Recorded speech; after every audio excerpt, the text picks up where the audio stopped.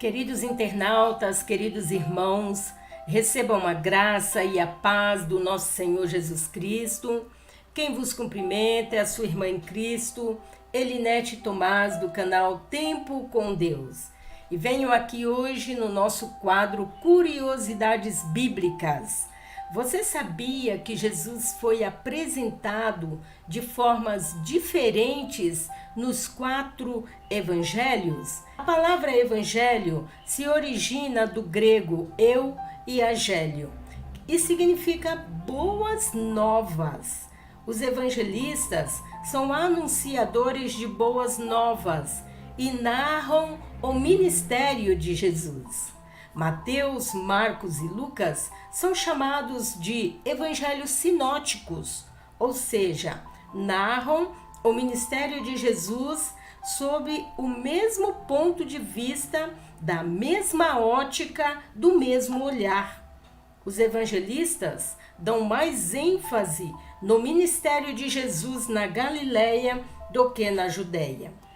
O Evangelho de Mateus é escrito por ele mesmo, Mateus, endereçado aos judeus. Foi escrito entre 60 e 70 depois de Cristo em Antioquia da Síria. Mateus apresenta Jesus como o Messias prometido, o Messias e Rei, o Rei dos judeus. Por quê? Os judeus aguardavam um Messias, aguardavam um rei que fora prometido no Antigo Testamento. Em Mateus 1, mostra a linhagem real de Jesus através da genealogia. São 42 gerações. A genealogia é de suma importância para os judeus. Esta é uma forma de provar a sua origem e sua raiz. Portanto, o rei, filho de Davi, de acordo com as profecias do Antigo Testamento mencionado lá em 1 Reis, no capítulo 9, versículo 5, que diz: então confirmarei o trono de teu reino sobre Israel para sempre, como falei acerca de Davi teu pai, dizendo: não te faltará varão sobre o trono de Israel. E em Mateus 1, versículo 1, confirma esta profecia por meio da genealogia de Jesus, que diz: livro da geração de Jesus Cristo, filho de Davi. Então, em Mateus 2, no versículo 1 e 2 também, os magos mostram Jesus como rei. E tendo nascido Jesus em Belém da Judéia, no tempo do rei Herodes, eis que uns magos vieram do Oriente a Jerusalém e perguntaram: onde está aquele que é nascido rei dos judeus? Porque vimos a sua estrela no Oriente e viemos adorá-lo. Então, os magos eram persas intelectuais que estudavam os astros, e a estrela indicava o nascimento do rei dos judeus. Na crucificação de Jesus, este foi o seu título, que foi dado pelos judeus, e por cima da sua cabeça puseram escrita a sua acusação: este é Jesus, o rei dos judeus. Está em Mateus capítulo 27, versículo 37. Então Jesus é apresentado aos judeus através do evangelista Mateus como rei. No Evangelho de Marcos, Jesus é apresentado como servo para os romanos. Este evangelho carrega o nome do seu próprio escritor, o evangelista Marcos. Foi escrito em Roma entre 50 e 60 depois de Cristo. Os romanos eram um povo cujo ideal era trabalhar para obter o poder. Apresentar Jesus como servo para os romanos foi estratégico. A probabilidade de eles receberem um Jesus servo que trabalha, que opera milagres, era muito grande, visto que os romanos visavam o poder. Então Marcos apresenta um servo aos romanos. Portanto, este é o evangelho da ação. Nele, vemos Jesus trabalhando, operando milagres incessantemente. Portanto, neste evangelho não há genealogia. Afinal, qual era o interesse dos romanos na genealogia de um servo? Nenhuma. Marcos vai dizer no capítulo 10, o versículo 45: porque o Filho do Homem também não veio para ser servido, mas para servir e dar a sua vida em resgate de muitos. Jesus, o servo, ele veio para trabalhar, ele veio para servir, ele não veio para ser servido, mas ele veio para se doar naquela cruz para alcançar toda a humanidade. Jesus, o servo, foi profetizado pelo profeta messiânico, lá em Isaías, no capítulo 42, o versículo 1, que diz: eis aqui o meu servo. Portanto, durante o ministério de Jesus Cristo, ele opera muitos milagres e libertações. Essa é uma característica de um servo. Este evangelho, vemos o servo em oração por muitas vezes, em sofrimento, rejeitado, traído, morto, mas ressuscitado. O servo foi exaltado lá no capítulo 16, o versículo 19 de Marcos, e foi recebido no céu, e assentou-se à direita de Deus. Então Jesus é apresentado aos romanos através do evangelista Marcos como servo. O evangelho de Lucas foi escrito por ele mesmo, Lucas, natural de Antioquia, da Síria. Seus pais eram de origem grega, portanto Lucas não era um judeu, ele era gentil. Era um médico, chamado de médico amado pelo apóstolo Paulo, lá em Colossenses 4, versículo 14.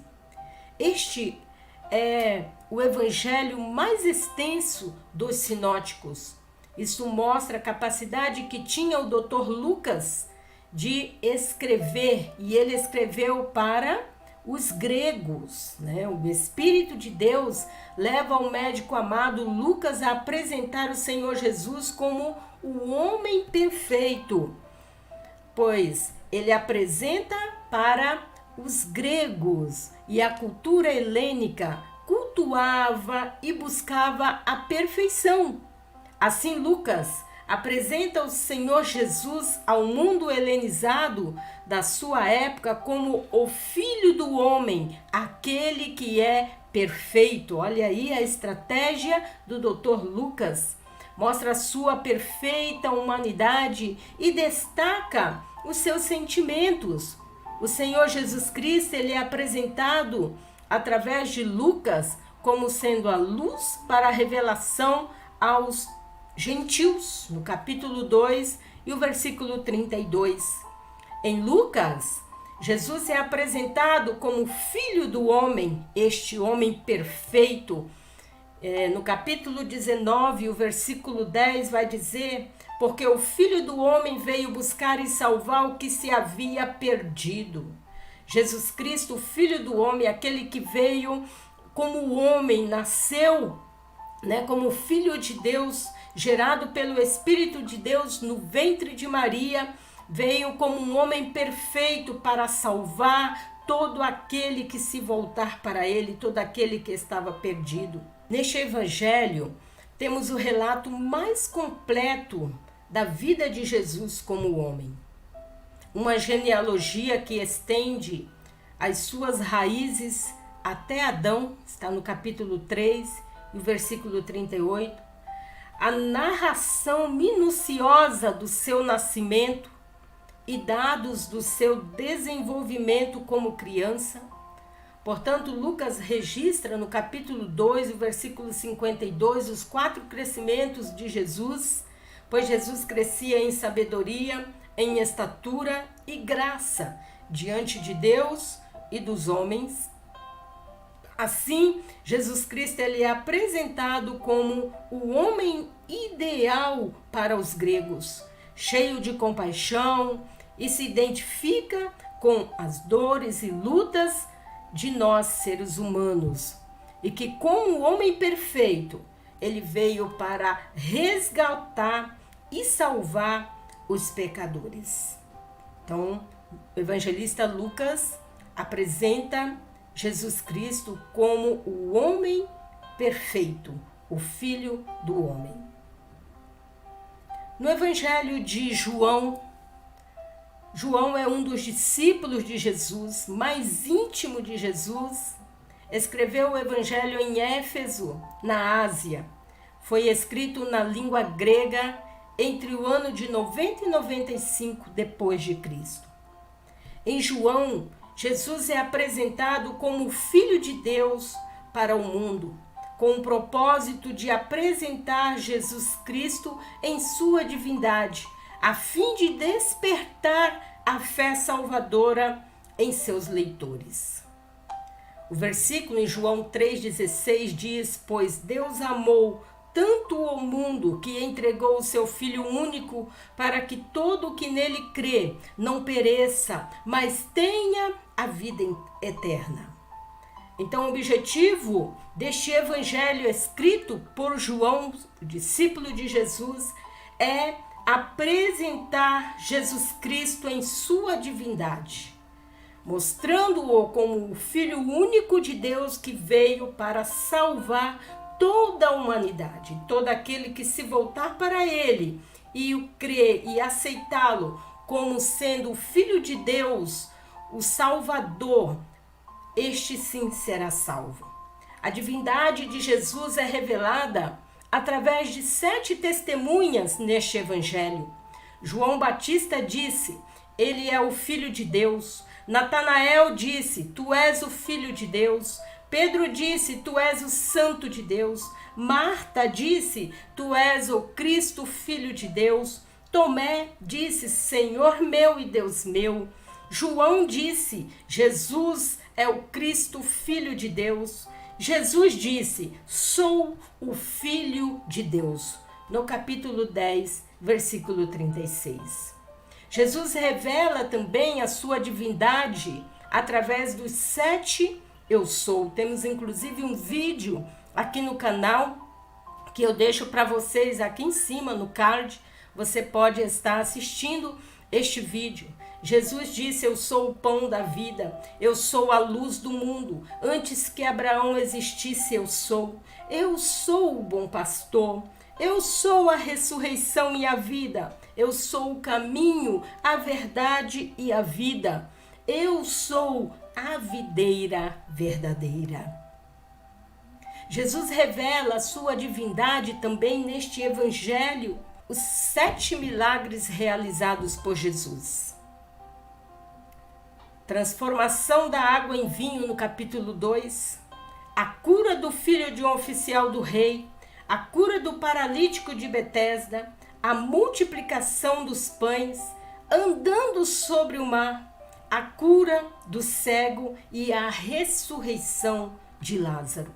Então, tudo isso mostra que Jesus Cristo é o Filho de Deus poderoso em obras, poderoso para salvar, para libertar, para transformar vidas. Jesus é apresentado de formas diferentes nos 4 evangelhos. Em Mateus, como o rei, o Messias e rei. Em Marcos, como servo, aquele que veio para servir. Em Lucas, como filho do homem, o homem perfeito em sua humanidade. E em João, como filho de Deus que veio para salvar todo aquele que nele crê não pereça, mas tenha vida eterna. Deus abençoe a sua vida. É o quadro Curiosidades Bíblicas. Você pode estar, se sentir em seu coração, pode compartilhar com outras pessoas, levando também o conhecimento da palavra de Deus para outras vidas, para outros corações serem também alcançados pelo conhecimento da palavra de Deus. Eu, Elinete Tomás, do canal Tempo com Deus, agradeço muitíssimo a sua participação. Você que é inscrito no canal Tempo com Deus, Deus abençoe a sua vida grandemente. E fique aí atento que sexta-feira estaremos orando com propósito. Então não deixe de participar, de estar conosco nesta oração. Deus abençoe a sua vida infinitamente. Ficai na paz do nosso Senhor Jesus Cristo.